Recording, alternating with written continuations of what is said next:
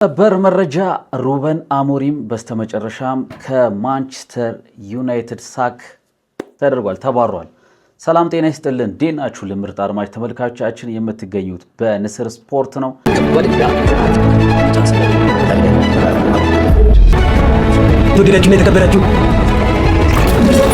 ይህን ቻናል አዲስ ከሆናችሁ ሰብስክራይብ፣ ላይክ፣ ሼር እያደረጋችሁ ጀምሩት።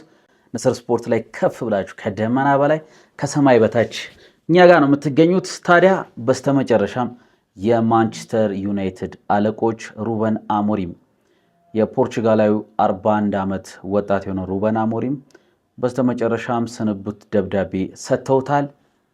ዊልኮክስ እንዲሁም ደግሞ ዳረን ፍሬቸር የወጣት ቡድን አሰልጣኝ የሆነው ዳረን ፍሬቸርን ማናገር ችለዋል። ዊልኮክስና እንዲሁም ኦማር ቤራዳ ተነጋግረው ስንብቱን አፋጥነውለታል። 1 ዓመት ከ4 ወር ቆይታ በኋላ ነው ሩበን አሞሪም ከማንቸስተር ዩናይትድ ጋር የተለያየው።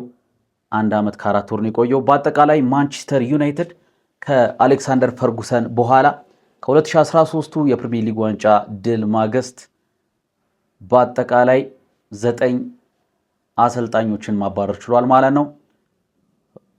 ዴቪድ ሞይስ፣ ቫን ሃል ማስታወሻለን፣ ጆዜ ሞሪኒዮ፣ ራፍ ራኒክ በኢንትሪም አሰልጣኝነት፣ ካሪክ፣ ቀጥሎ ኦሊጎናር ሶልሻየር፣ ከዛም ኤሪክ ቴናንግ ሆላንዳዊው የቶታል ፉትቦል አቀንቃኝ ነው። ሆላንዳዊው ኤሪክ ቴናንግ ብዙ ነገር ይሰራል ተብሎ የክለቡን አጫወት ባህል ሌላ ባህል ያመጣበታል ተብሎ የመጣ አሰልጣኝ ነበረ። አያክስ ላይ ምን እንደሰራ እናስታውሳለን። ከሱም ቀጥሎ ወጣቱን የ40 ዓመት አሰልጣኝ በተለይ ከፈርጉሰን ቀጥሎ በጣም ወጣት ተብሎ የሚታሰበው ከፈርጉሰን ቀጥሎ በእድሜ ትንሹ ቅጥር የሩበን አሞሪም ነበረ። በተለይ ስፖርቲንግ ሊዝበን ላይ የሰራውን ስራ በርካቶች ይታወቃል። በተለይ አውሮፓ መድረክ ላይ ተስፋዎች አሳይቶ ነበር። የአሰልጣኝ የሚያምር አጫወት ነበር የሚጫወተው። እንደነ ማንቸስተር ዩናይትድ በርካታ ትላልቅ ቡድኖችን አርሰናልን፣ ማንቸስተር ሲቲን የተገዳደረ ትልቅ ቲም ነበረ መስራት የቻለው። ያንን ተመልክተው የማንቸስተር ዩናይትድ አለቆች ፖርቹጋላዊ ወጣት አምጥቶት ነበረ ወደ ኦልድ ትራፎርድ።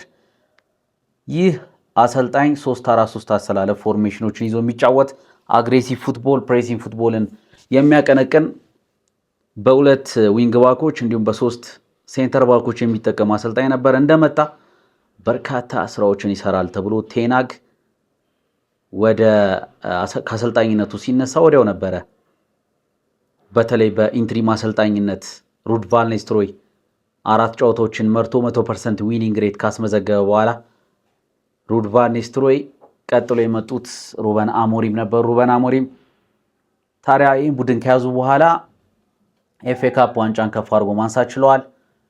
እዚህ ቡድን ላይ ጥሩ ነገር ይሰራሉ ተብሎ ነበር። በተለይ ከመጡ ዓመት ከ4 ወር በኋላ 63 ጨዋታዎችን ተጫውተው በአጠቃላይ 24 ጨዋታዎችን አሸንፈው 18ቱን አቻ 21 ጨዋታዎችን መሸነፍ ችሏል። የዊኒንግ ሬቱ ወይም በፐርሰንቴጅ ስታመቱት 38.1% ነው የማሸነፍ ሬቱ። ሩበን አሞሪም ያው ጃንዋሪ ላይ ነው ገና 42ኛ ዓመታቸው የሚሞላው፣ ግን ባለፈው ዓመት መጥፎ ሪከርድ አስመዝግበው ነበር። በተለይ ከ4 10 ዓመታትን የቆየ ሪከርድ አንድ ሰብሮ ነበር 1974-75 ላይ ከወገብ በታች ጨርሶ የማያውቅ ቡድን ነበረ ማንቸስተር ዩናይትድ 15ኛ ደረጃን ይዞ እንዲያጠናቀቅ በኢሮፓ ሊግ ደግሞ የፍጻሜ ተፋላሚ ሆኖ ሳን ሜሜስ ላይ አትሌቲኮ ቢልባውን አሸንፎ ከዛም ከሀገሩ ክለብ ጋር ከሆነው ቶተንሃም ሆትስፐርስ ጋር አንዤ ፖስቴኮግሉ ጋር በፍጹም የበላይነት ተበልጠው ዋንጫውን እንደተቀበሏቸው የምናስታውሰው ነው የአውሮፓ ሊግ። በዛም በአቋራጭ ወደ ቻምፒየንስ ሊግ መግባት የሚችሉበት ሞመንት ነበረ። ነገር ግን ሩበን አሞሪም ዋንጫውን ለአንዤ ፖስቴኮግሉ ሰጥተው ያው በማግስቱ አንዤ ፖስቴኮግሉም ዋንጫ ካነሱ በኋላ እንደተሰናበቱ የምናስታውሰው ነውና ሩበን አሞሪም የሚጠበቅባቸው ብዙ ነገር ነበረ።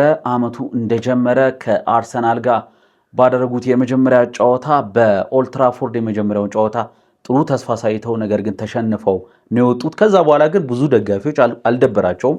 ቀጣይ ብዙ የሚስተካከሉ ነገሮች አይኖሩም፣ ቲሙ ይስተካከላል ተብሎ ነበር። በመሃል ወጣ ገባ የሆኑ አቋሞችን ያስመለከተው ፋይናሊ ግን ውሳኔዎች እንዲመጡ ያደረገው ቦክሲንግ ዳይ ብቸኛ ተወዳዳሪ የነበረው ማንቸስተር ዩናይትድ ከኒውካስትል የሚያደርጉት ጨዋታ ነበር። ዩናይትድ ዲሴምበር 26 ጨዋታውን አድርጎ ከኒውካስትል ጋር ፎርሜሽን ቀይሮ ነበር የገባው። በተለይ ከዛ በፊት በ4-3-3 አሰላለፍ ይገባል ተብሎ መረጃዎች ወጥቶበት ነበረ።